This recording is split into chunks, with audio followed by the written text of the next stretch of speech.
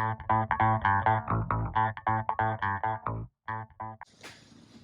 guys, so today I'm going to be showing you my two-stroke Ryobi trimmer engine, and this is a CS26, and I'm having issues with this. Doesn't start, I haven't used it in a while.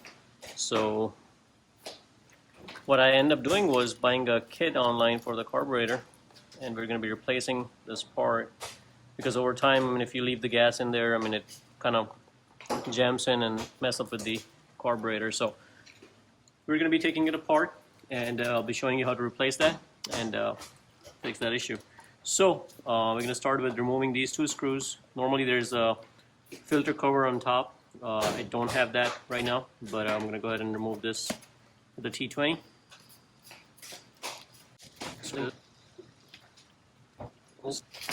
So once you have these two screws out, we're going to go ahead and pull this out.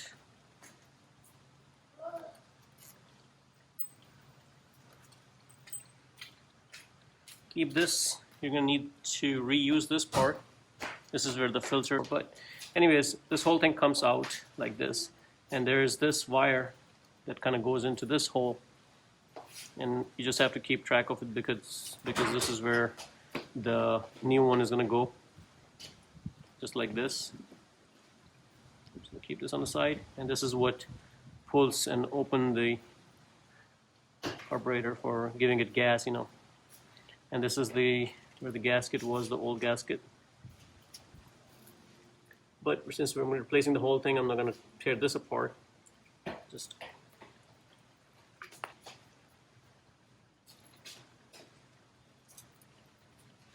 try to remove this gasket.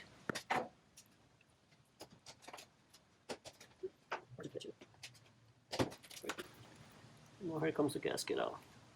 So we're going to be installing new gasket. It comes with the kit.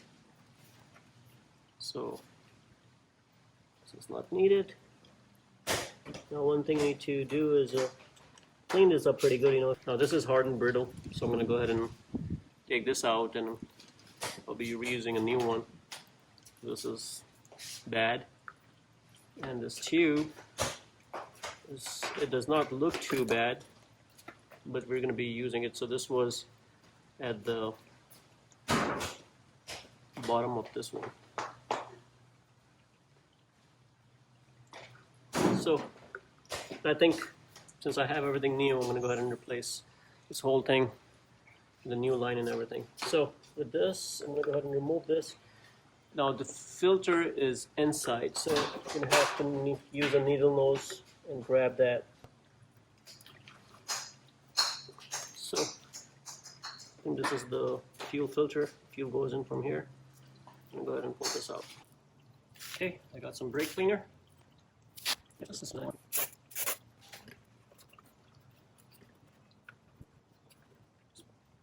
So now we're gonna go ahead and install the gasket, new carburetor, and match the hole just like this. And that should be, this is how it should go. And this one will go like this. Now the best way is to take your screws and insert the screws right from here, just to get them in so you can seat it properly.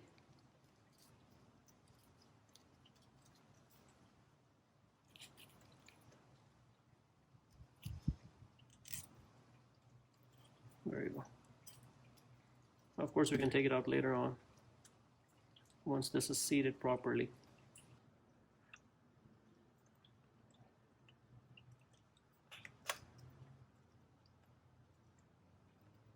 Okay, so now it's seated.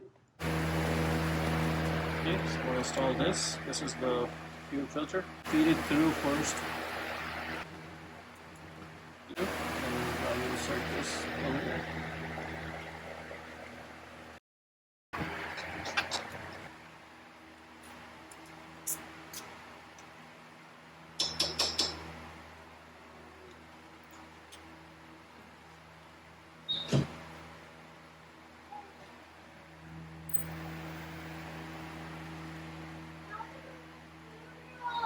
So at this point, what we are doing is installing that plastic piece back on top of the carburetor. So I had to take the screws out. I knew the gaskets were in place, so now we just take the screws out, put it through the plastic, and kind of get it in. And now it's in place, and now we're just gonna tighten this up. And there's no torque values, so just hand tighten, decent enough, So, and that would complete that part. So at this point, I'm just checking the choke, make sure it's working properly. And then if you remember in the beginning, we took this wire out. So now we're gonna go ahead and install this back. This wire basically give the adjust the speed of that of your machine. Once you press onto the trigger. So it's pretty simple. All you have to do is just put it in that hole in the carburetor, and it sticks in. So now when you press on it, you can see that it's gonna start moving like this, and then release your choke. So that is pretty much the end of replacement, and now we just have to connect our fuel lines to it. So now we're going to go ahead and adjust the fuel line. I just had to make sure that I push it all the way in, so the filter is dropped down at the very bottom of the bottle, and cut the length once it's all the way in. You don't want it to be too long, and I'm just going to connect this one. This is the feed coming in, kind of like the suction for the gas, which provides the gas to the machine. It goes at the very bottom. And I'm going to use the second part as a return for the gasoline, so once you're pressing on the bulb, the excess fuel kind of returns back to the bottle. I think I'm going to reuse my older one, since I already had cut in this exact same one. There's nothing wrong with this tube. So just going to go at the very top one for the return, and the other end we're just going to go into the bottle. And that is it, guys. That completes the replacement of your carburetor and the connection for the fuel. Now it's just a matter of putting fuel in and starting up the motor and make some adjustment to the carburetor.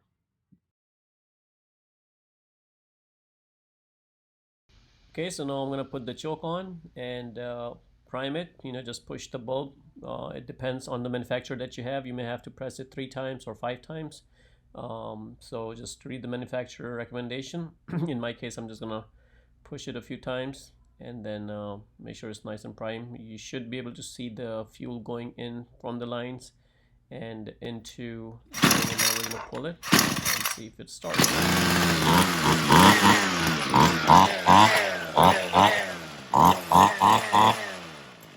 Turn it off.